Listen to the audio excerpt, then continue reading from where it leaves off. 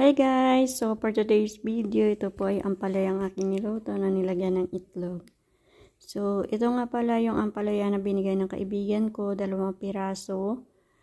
Yan, puputulan lang natin dito ng sa dulo, tapos bibiyakin lang natin ito.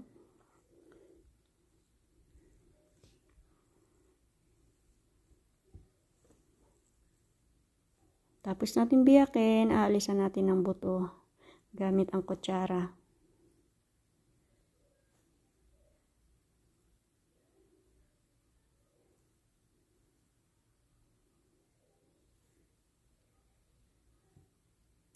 Tapos natin alisan ng buto.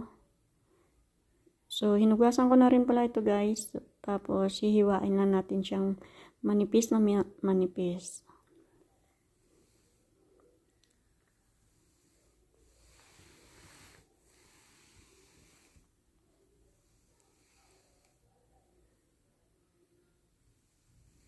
Manipis ang pagkahiwa nito kasi medyo mapait siya at kailangan natin pigaan nito mamaya.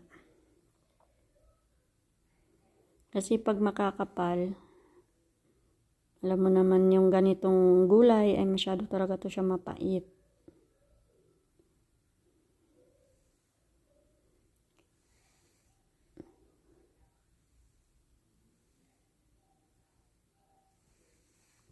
So, yan. Tapos na nga natin hiwa, fast forward. Inugasan ko pala uli yan siya guys. At saka, pinigaan.